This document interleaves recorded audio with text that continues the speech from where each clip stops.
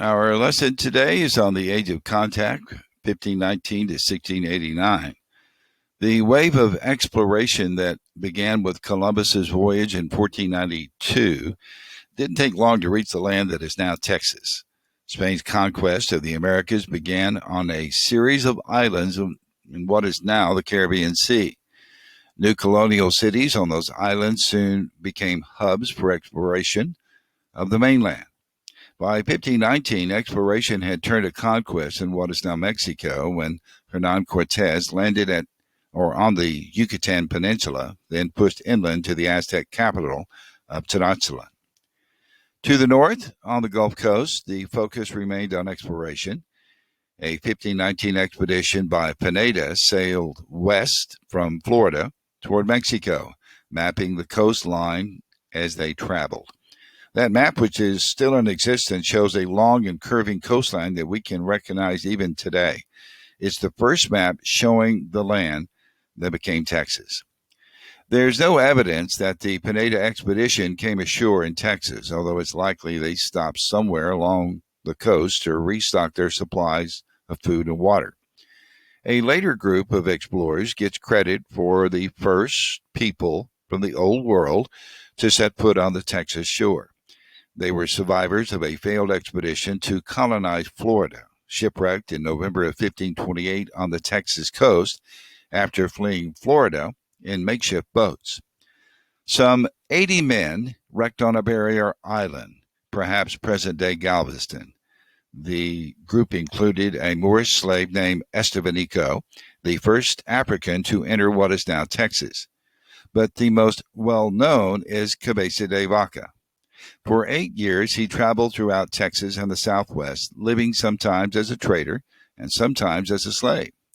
In 1536, Cabeza de Vaca and a handful of companions traveled across North America to a Spanish outpost on the Gulf of California. He returned with fantastic tales to tell. That story can be read today in La Relación, an account of his journey published in 1542. The account also provides valuable information about the lives of Native American groups who lived here when the Age of Contact began. Word of Cabeza de Vaca's journey spread quickly. Fascinated by Cabeza de Vaca's account and enticed by the potential riches in the area, other Spanish explorers left for Texas in hopes of finding treasure. The first was Coronado, sent by the Viceroy in Mexico City to find the 7 cities of Cibola, or the 7 cities of gold. Coronado did not find gold, but his route did cross what is now the panhandle of Texas, where traces of his massive expedition can still be found. An expedition led by Moscaso, survivors of another failed mission to Florida, entered East Texas, probably in the summer of 1542. They encountered the Caddo Indians and perhaps reached the Guadalupe River, but many questions remain about the route they traveled in the state.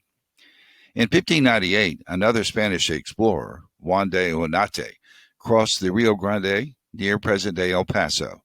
He was traveling to colonize what is now New Mexico.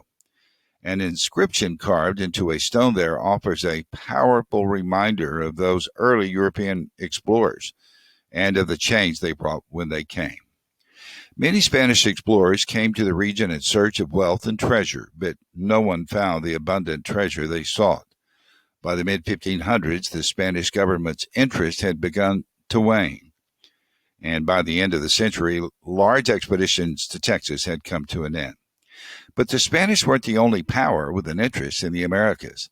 By the beginning of the 17th century, France and England had also claimed large areas, the English along the mid-Atlantic coast, the French in present-day Canada.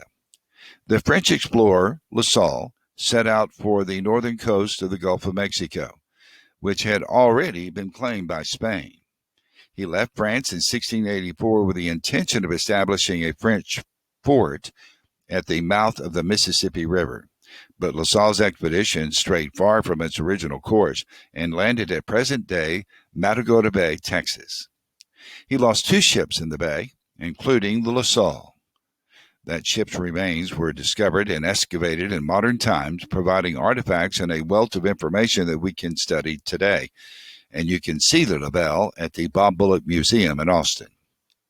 La Salle did not establish a fort, La Salle did establish a fort, which was built along the Garcetas Creek, far from the Mississippi. Like so many other expeditions, La Salle's ultimately failed. He was murdered by his own men, and by 1689, disease, hunger, and attacks from the neighboring Karankawa had killed almost all of the remaining members of La Salle's entourage. Despite the failure of La Salle's Port St. Louis, the French presence revived Spain's interest in the area. An expedition led by Alonso de Leon rescued some of the survivors from La Salle's colony and strengthened Spain's presence in the area. Then in 1690, a group of Franciscans, a part of the Catholic Church, established the first missions in East Texas, and it was the beginning of a wave of Spanish missions and colonies, including many that can still be seen today. Welcome to Exploring Texas in Texas History. Today we're going to learn about the very first explorers that came to Texas. There were no state borders at this time, and the area was defined only by rivers. So as you can see, right up in this coastline of Texas is right here. It comes all the way up until you hit into the Sabine River. And then, of course, right across the top of Texas right here is the Red River. There are other major rivers throughout Texas that shows, such as the Rio Grande River, which goes all the way up into the Colorado area that we know of today. The Age of Contact. The Spanish and a little French, but mostly Spanish exploration. So the French people, like Louis La Salle, and the Spanish people, such as Cortez, Cabeza de Vaca, Pineda, and other explorers, came from over here around the England area, and they sailed all the way across the Atlantic Ocean.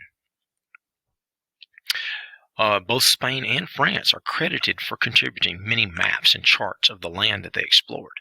They brought horses and new materials and food to this land, things that had never been here in the Texas area at the time. Spain began exploring Texas in 1519. This was about the same time as Cortez was exploring Mexico. There were several more explorers who ventured into Texas. So let's take a look at the timeline that we're going to be looking at for the explorers coming to and from Texas, and some that contributed, although they never entered Texas. So right here, Columbus came in 1492. Now, he never came to Texas, but what he did do was he came over to the Bahamas, the Cuba area, and he started the exploration of different explorers coming over to the Texas area. Although he never got here, his stories and his adventure and stuff is what caused other explorers to come. So Cortez was the next explorer. Again, Cortez, he did not come into Texas, but his expedition provided valuable information for the future explorers. In 1519, Cortez landed along the coastline of Mexico, and from there, the information and the resources that he found and sent back to Spain made it to where other explorers wanted to come to Texas and to this area over here of North America and find those resources and other things as well.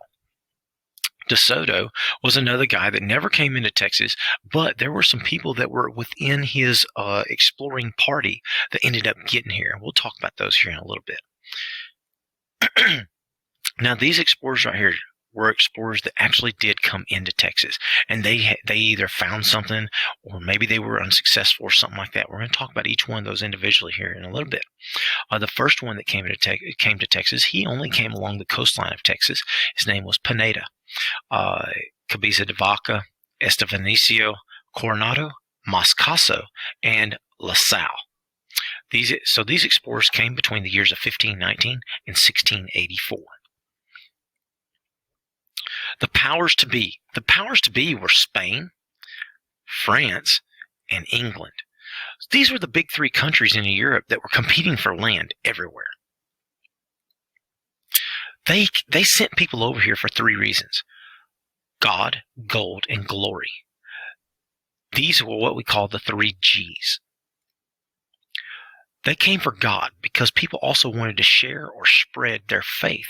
So they sent missionaries over here and monks and things like that so that they can possibly convert the Native Americans, Native Indians of the area to their Christian faith and possibly make them future citizens of their country.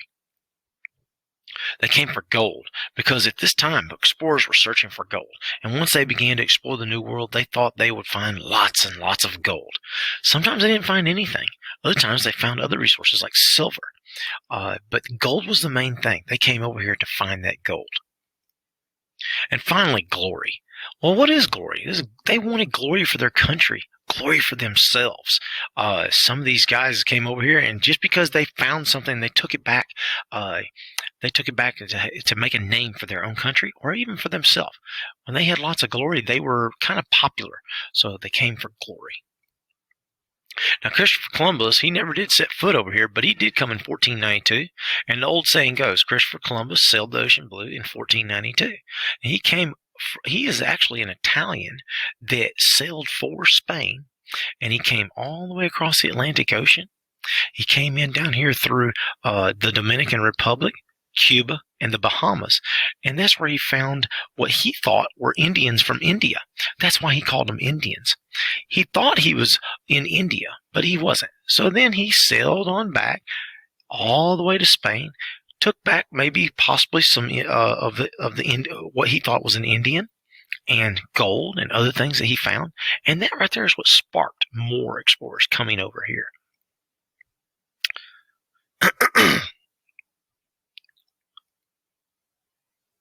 Now, Columbus came in 1492. He was an Italian who sailed for Spain in search of riches. He was allowed to keep a percentage of everything he found, and he landed in what we call the Bahamas now. He named these Indians because he believed he was in the West Indies or India, but he never came to Texas. But because he came this way, this was instrumental in other explorers coming to the West. The next guy that came over here, he stopped over here in Cuba and the Bahamas area, taking himself a little siesta, went over here around the Yucatan Peninsula, and landed around Veracruz. At that time, it was called the Aztec Empire. This was not called Mexico at that time. It was the Aztec Empire. Well, Hernan Cortez landed there and discovered these people, the Aztec people. The Aztecs welcomed him with gifts because they thought he was Cortez might be an Aztec god with all the iron and silver and stuff like that he had on him in his armor suits and stuff. So the Spanish had better weapons. They had armor, which the Aztecs didn't have, and they were easily able to conquer the native people. Cortez took over the Aztec capital, and that capital was called Tenochtitlan. In 1521, he finally conquered them. So he came over in 1519. And it took him a few years to make friends with them and then all of a sudden deceive them and take over their capital and the whole empire of the Aztec people. But he never came to Texas.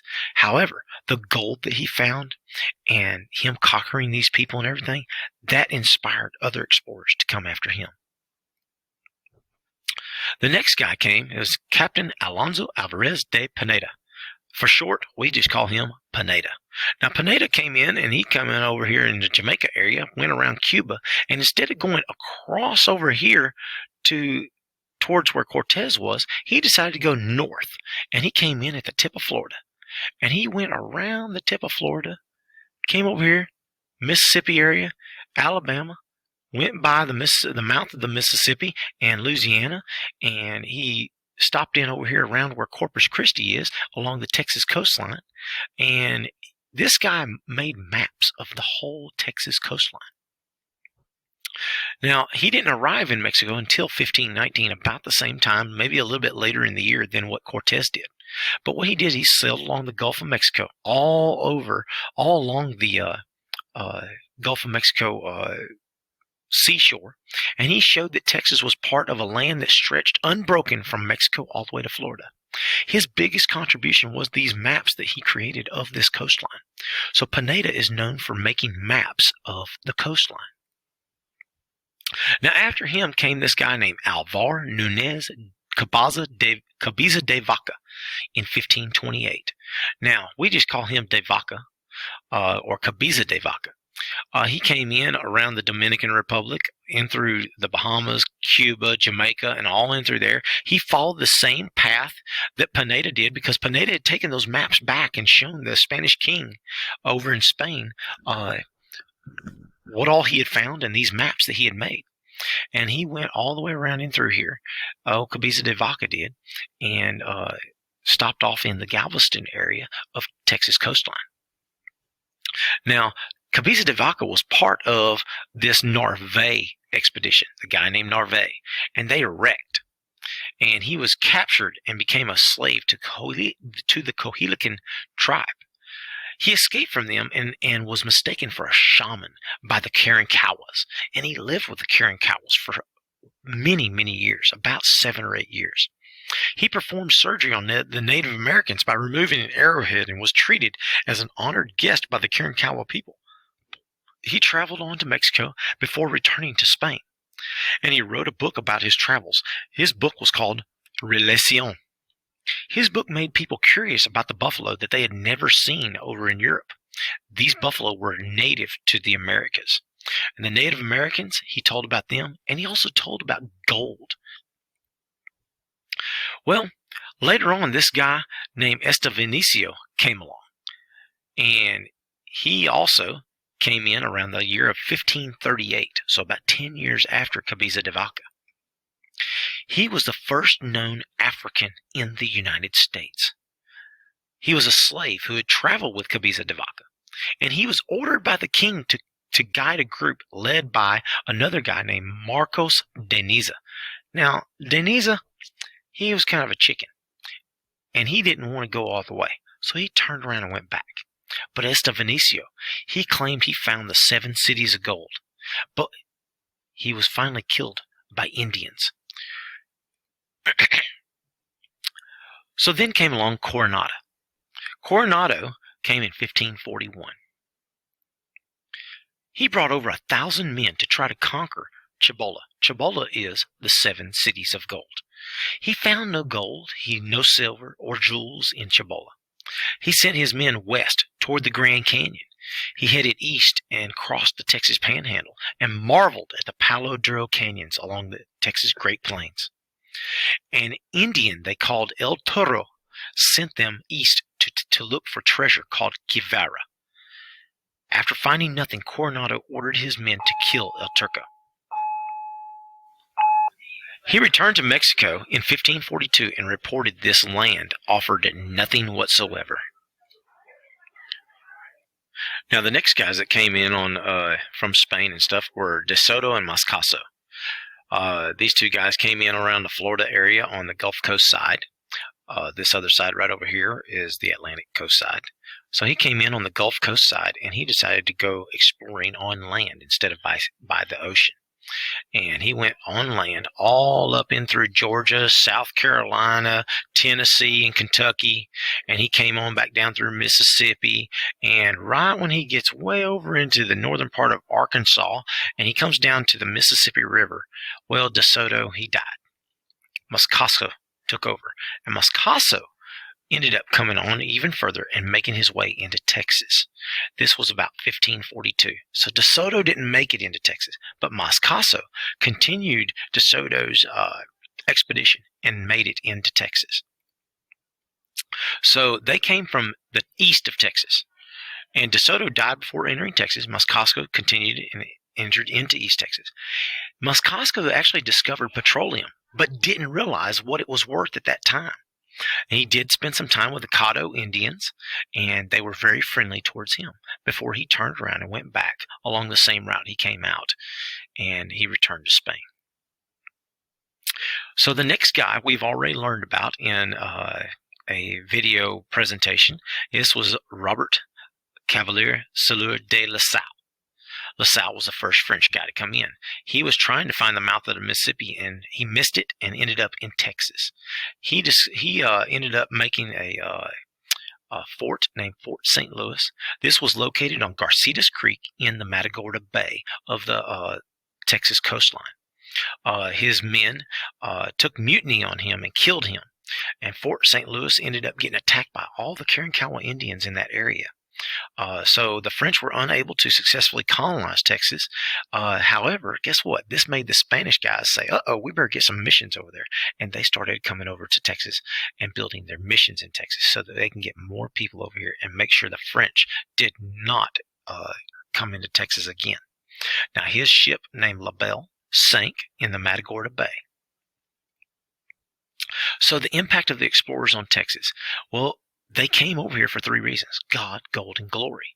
But what was their impact of their explorations had on Texas? Their impact was that each time somebody came over and found something new, or maybe they didn't find anything at all, but the stories they took back with them and the things they did take back with them made it to where everybody else behind them, all the other explorers, were curious and they wanted to come over. And that eventually made it to where Spain came over and they left their imprint on Texas. That's the reason why we have many things in Texas that are Spanish origin, like our roads and waterways and rivers and things like that. Here's a short timeline of what all we are going to be looking at, and this should sum up our Spanish explorers.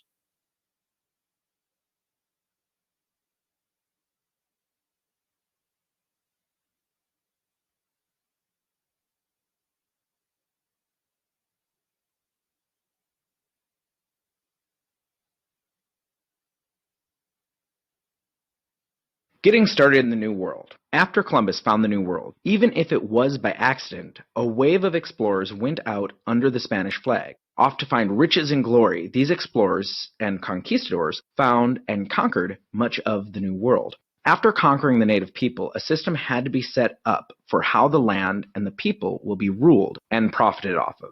In this lesson, we will learn about several explorers and conquistadors and the encomienda and hacienda system, which was employed by the Spanish in their colonies.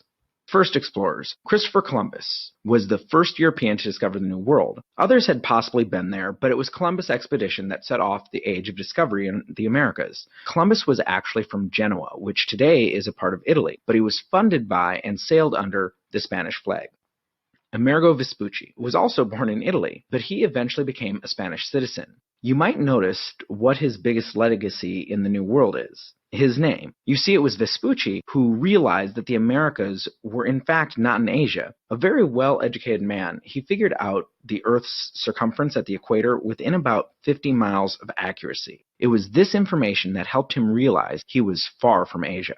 In Vespucci's honor, Martin Waldseemüller named the landmass America when he published a map in his Cosmographiae Introductio in 1507. Conquistadors. Conquistadors are soldier explorers who sailed for personal profit under the banner of the Spanish crown, but they also considered themselves to basically be crusaders. Conquistadors always had priests with them whose duty it was to bring Christianity to the natives they encountered. We will not learn about all of the conquistadors, but let's take a look at a list of the most known and what they are known for. Francisco Pizarro is most known for his defeat of the Inca in 1535.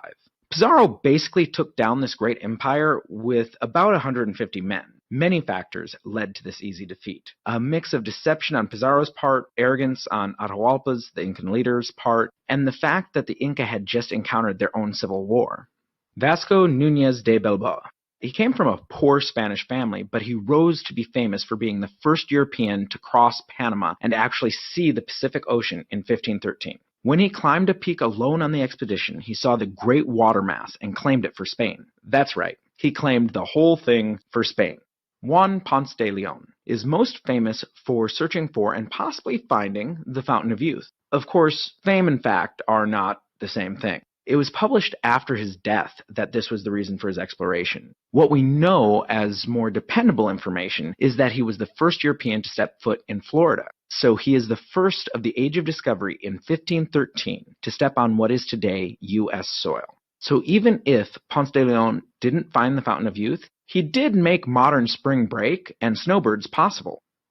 Francisco Vázquez de Coronado. He's another conquistador known for looking for something thought of as a myth. He was looking for El Dorado, the 7 cities of gold. El Dorado was quite possibly a deception on the part of natives. They may have been telling the Spanish about it so that they would go off to find it. and leave them alone. It is also possible that it just grew out of some old stories of the great cities of some of the early American civilizations. Either way, this quest for gold led Coronado to be the first European to explore the American Southwest, in what is today Arizona and New Mexico. Hernando Cortez. In 1521, Cortez defeated the Aztecs. This is what he is most known for. I mean, wouldn't you be remembered for walking in and conquering a great empire, partially by being mistaken for God? Another important accomplishment for Cortez is that he was the first Spanish conquistador to be granted a hacienda.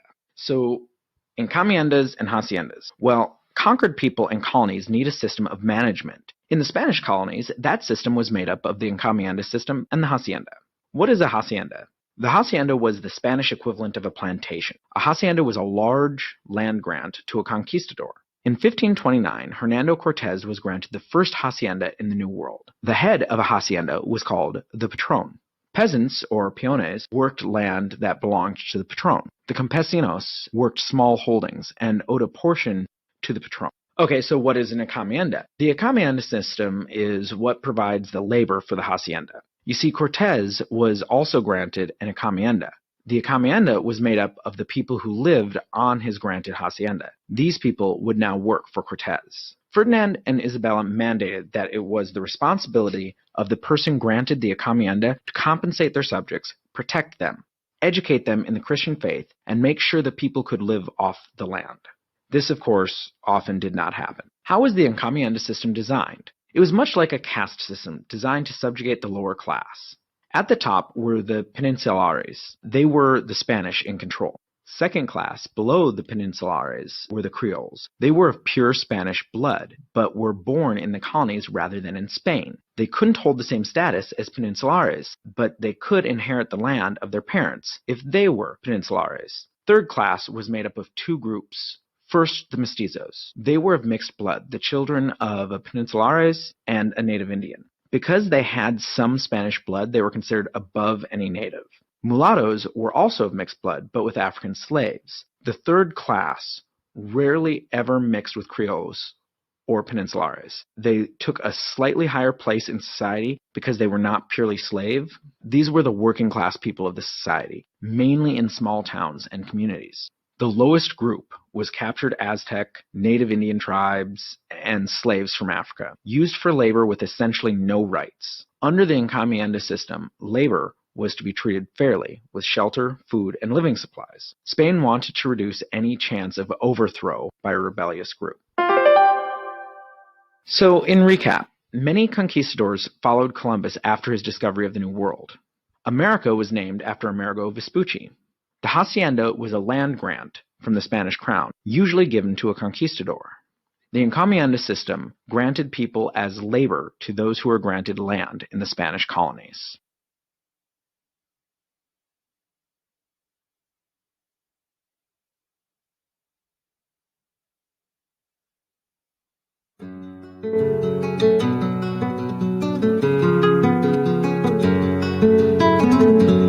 In 1519, Alonso Álvarez de Pineda, with 4 ships and 270 men, was dispatched by the Spanish governor of Jamaica on a map-making and fortune-seeking mission that took him into the Gulf of Mexico.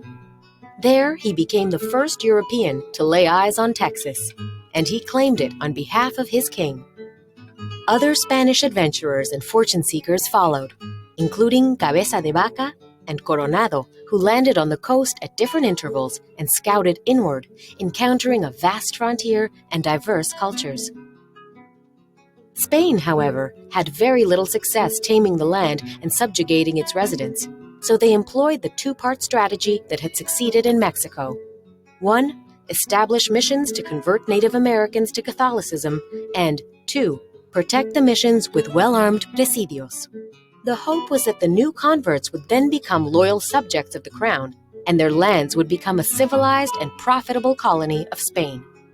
The landholdings would develop further as farms and ranchos, where the raising of crops and livestock provided self-sufficiency for the entire operation. Constantly under threat and suffering from disease and deprivation, many mission presidios failed, but their establishment created the road systems and became the base for future permanent settlements. The Crown eventually granted lands to settlers who proved they had the will and resources to face the challenges that awaited them. It was extraordinarily difficult to stick it out, but those who did became the great landholders. By 1800, 300 years after Pineda first spotted the coast, the colonial population of Texas still only numbered 5,000 people. However, some settlers had grown quite wealthy, such as Rosa Hinojosa de Valle, the first cattle queen of Texas, who by her death in 1803 owned more than 1 million acres in the lower Rio Grande Valley. Her son, José Nicolás Valle, was the missionary developer of Padre Island. When Mexico gained its independence from Spain in 1821, Texas, no longer subject to the Crown, strained to identify itself as part of Mexico, and its own identity continued to evolve.